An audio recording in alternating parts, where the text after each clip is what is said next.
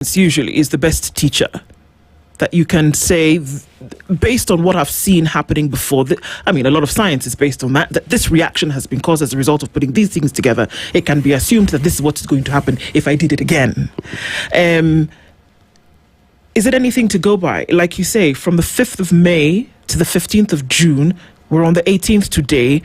It's a week today exactly that will be the anniversary of the June 2024 protests. What is the likelihood, and we can speculate, or you can look into your crystal ball, but what is the likelihood that this will actually be done? And then how do you play that vis-a-vis some of the very people that you represented at the ICC years ago, who till today have not seen a coin of recompense since then? Yeah, I think it's, of course, they feel let down. I feel let down. I remember in June of 2016, I filed lengthy submissions to the ICC, to Trial Chamber 5A, which was hearing the case against Ruto and Sang. And I was really making a passionate plea for for reparations to be made on behalf of the victims, because the international law recognizes that internationally,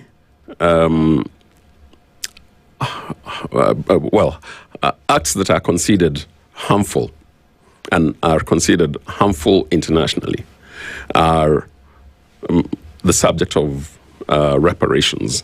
And it doesn't even matter whether a case is lost, like the case against Ruto and Sang was lost. And we all know the reasons why that case was lost. It's well documented. I won't go into it. But if we look back, we see that whenever there has been a country willing to take up the question of reparations, that has been done. If you go back to the history of the International Court of Justice, for example, as early as 1928, which is 98 years ago, decisions were being made for reparations in connection with internationally harmful acts. But what's the history that Kenya has had? Even when there was what is arguably or was better governance, right from independence, compared to the situation that we find ourselves in today, we find that the government of Kenya did really nothing for the Mau Mau. Yeah. The Mau Mau and their families had to look for private legal assistance to make a claim against the British government. Well, technically speaking, it would have been possible for the Republic of Kenya to make that claim on their behalf. On their behalf. Okay. Look at the Batuk situation with sexual violations. Again, the same thing. It had to take a private class action litigation to get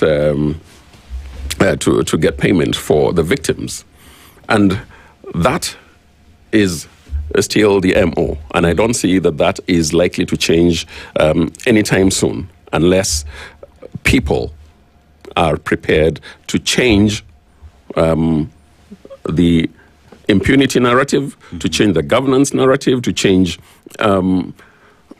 even our relations one to the other. Yeah.